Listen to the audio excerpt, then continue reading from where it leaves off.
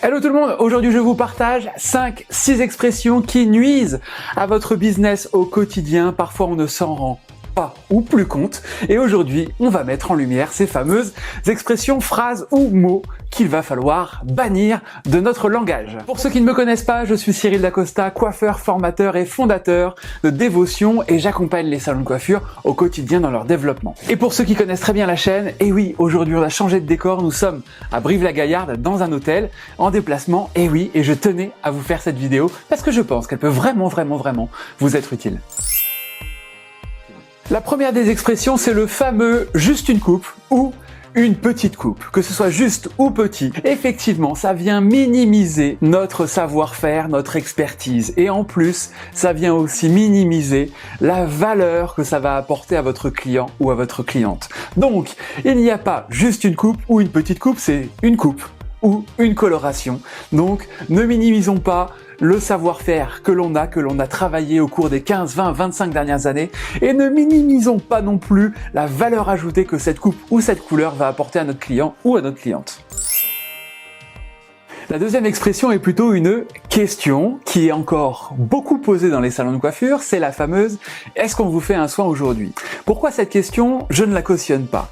Tout simplement parce qu'elle ne s'appuie sur aucun désir. Je préfère demander à ma cliente ou à mon client ce qu'il souhaite apporter à son cheveu et en fonction de ça y répondre, que ce soit une problématique cheveux mais aussi un plaisir. Peut-être qu'un client ou une cliente demain qui vous dit « Ah je me sens pas très bien en ce moment, tiens, qu'est-ce que vous en pensez si on se faisait plaisir ?»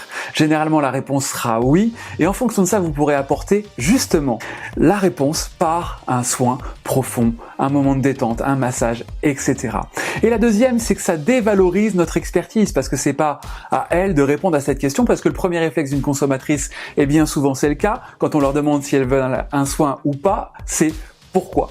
Et c'est là où nous, on va argumenter. Alors que pour moi, le cheminement est inverse. On doit d'abord demander à la cliente comment elle trouve ses cheveux, ce qu'elle souhaiterait leur apporter, et ensuite répondre effectivement par un service, un soin, etc. Et même si la cliente répondait oui à cette fameuse question, comment allez-vous adapter votre soin sans savoir quels sont ses besoins, quelles sont ses problématiques? Donc, posez la question, qu'est-ce que vous aimeriez leur apporter, comment vous les trouvez, et en fonction de ça, faites une proposition adaptée à leurs attentes et à leurs besoins. La troisième expression est plutôt une question et c'est souvent celle qu'on va poser à l'issue de la prestation quand on termine, le fameux « Est-ce que ça vous plaît ?» Personnellement, je ne cautionne pas cette question. Pourquoi? Parce qu'elle est fermée. Et oui, votre cliente ou votre client va répondre par oui ou par non. Et dans ce cas, ça vous apporte trop peu d'informations sur son niveau de satisfaction. Pourquoi? Parce qu'une question ouverte telle que « Qu'est-ce que vous en pensez ?» vous aurez une réponse beaucoup plus large. Ce sera peut-être un « ça va », dans ce cas-là, je peux vous dire tout de suite que ça va pas, ou « c'est bien », ou « c'est très bien », ou « c'est super », ou « j'adore ». Et oui, forcément, cette question va les faire parler. Et c'est comme ça que vous pourrez aller plus loin avec eux. Et notamment, à la réponse « ça va », personnellement, ma deuxième question c'est « Ok, qu'est-ce qui vous manque ?» La quatrième expression, c'est « si vous avez un problème, n'hésitez pas ». Ça part souvent d'une bonne intention, c'est souvent prononcé dans les derniers instants avant que le client ou la cliente parte, et l'inconvénient, c'est que ça soulève un potentiel problème. C'est comme si demain, vous allez acheter une voiture neuve, et que juste avant de partir du garage, le vendeur vous dit « si vous avez un problème, n'hésitez pas ». Et là, le premier réflexe, c'est de se dire « mais pourquoi ? J'aurai un problème ».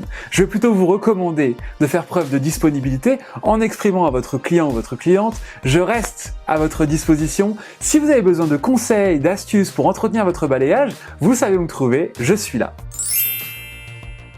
Cinquième expression est de loin celle qui pour moi, en tant que client, est la plus anxiogène, c'est le fameux « prenez soin de vous ». Personnellement, à chaque fois qu'on me prononce cette phrase, je me dis mais pourquoi? Qu'est-ce qui va m'arriver? Donc s'il vous plaît, ne me prononcez plus, en tout cas pas à moi, et je pense que ça nuit clairement à votre business aussi, ce fameux « prenez soin de vous ». J'opterais plutôt pour belle journée, à très vite, profitez de la vie, plutôt qu'un « prenez soin de vous » que je trouve vraiment anxiogène. S'il vous plaît, souhaitez-moi du kiff, mais ne me dites pas « prenez soin de vous ». Allez, pour terminer cette vidéo, je vous ai gardé le traditionnel, la traditionnelle expression « on fait comme d'habitude. Mais attention, c'est la cousine du « c'était bien la dernière fois, on fait pareil hein » ou « on change pas, hein, c'est bien comme ça hein ». Donc, méfiez-vous parce que le « on fait comme d'habitude » a muté dans certains salons, mais c'est la même chose. Donc, j'espère que cette vidéo vous a plu, que vous avez identifié ces 5-6 expressions qui nuisent à votre business. Donc, si vous les entendez de près ou de loin dans votre salon, ou que vous les prononcez, allez, on travaille et on change ces habitudes pour opter de nouveaux réflexes plus porteurs pour développer votre business. En attendant, n'oubliez pas de liker et partager cette vidéo si elle peut être utile à d'autres coiffeurs et aussi de nous suivre sur les réseaux sociaux, LinkedIn, YouTube, Facebook, Instagram, bref, partout. Je vous dis à très vite. Bye bye.